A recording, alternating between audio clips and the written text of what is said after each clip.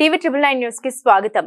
కర్నూలు జిల్లాలో ఆలూరు తాలూకులో దేవనకొండ మండలంలో ప్రజల పట్ల తన బాధ్యతను చాటుకున్న Janasena incharge Ternekal Venkappa press meet. ఇటీవల మార్చి 28న తేర్నేకల్ గ్రామంలో జరిగిన దురదృష్టకర ఘటనలో విద్యుత్ షాక్ కారణంగా ప్రతాప్ అనే యువకుడు అకాల మరణం చెందారు. ఈ రోజు వారి కుటుంబాన్ని ఆలూరు నియోజకవర్గ జనసేన ఇన్ఛార్జ్ తేర్నేకల్ వెంకప్ప గారు కలిసి పరామర్శించారు. తన సొంత నిధుల నుండి 1,50,000 రూపాయలు ఆర్థిక సహాయం అందించారు. ఇంతలోనే వైకాపా పార్టీకి చెందిన ఆలూరు ఎమ్మెల్యే విరూపాక్షి గారు ప్రమాదం జరిగిన రోజు పత్తికొండ పోస్ట్ మార్టం దగ్గరికి వచ్చి ప్రభుత్వాన్ని మరియు అధికారుల ఆలూరు రిపోర్టర్ చిన్నకొండయ్య యాదవ్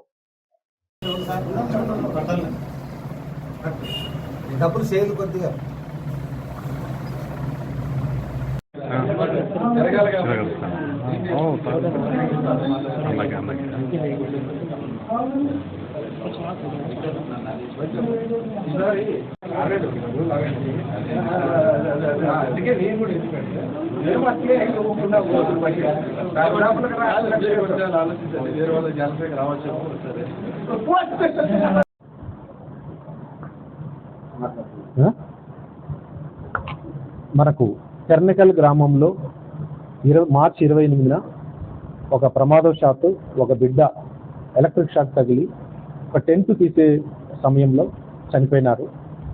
ఆ చనిపోయిన సందర్భంలో జరిగిన సంఘటనలు సీసీ కెమెరాలో తర్వాత ఊరు నడిఒడిన జరిగింది, అందరికీ విజిబుల్గానే కనిపించింది. దీని మీద మన ఆలూరు నియోజకవర్గ ఎమ్మెల్యే అయినటువంటి వైఎస్ఆర్పీ ఎమ్మెల్యే అయినటువంటి విరూపాక్షి గారు నిజాలు తెలుసుకోకున్నట్ల శవరాజకీయాలు చేయడానికి ముందుకు వచ్చినారు. యాక్చువల్గా మనం వెళ్ళి ప్రతికొండలో ప్రెస్ మీట్ పెట్టాడు. ఆయన చెప్పేసి ఏమని చెప్పాడు, ఆ కూటమి నాయకులు శవాల మీద ఆడుకుంటున్నారు, శవరాజకీయాలు చేస్తారు. చేసేది ఎవరు? రాజకీయాలు అధికారులు ఉన్నారు, ప్రజలు ఎదురుగా నడిఒడ్డునగా జరిగింది, ఊరు నడిఒడ్డున. నిజాలు తెలుసుకోరా? తెలుసుకోకున్నట్ట ఏది చెప్పా పెట్టుకోకున్నట్ల మతిస్థిమత లేకుండా మాట్లాడతారా? నిజాలు తెలుసుకోవాల్సిన బాధ్యత ఒక ఎమ్మెల్యేగా లేదా? మీకు దమ్ము ధైర్యం ఉంటే అసెంబ్లీలో మాట్లాడే ఆలూరు ప్రజల గురించి, ఇక్కడ కాదు మాట్లాడాల్సి ఉంది. ముఖ్యంగా హాస్పిటల్ గురించి మీరు మాట్లాడారు. ఏమని? మీరు భూమి పూజ చేస్తే మేము కూటమి కావాల్సి మారుస్తున్నామంట. అసలు నీకు ఆ ప్లేస్ ఎక్కడ ఉందో తెలుసా? కల్లారా చూసినావా?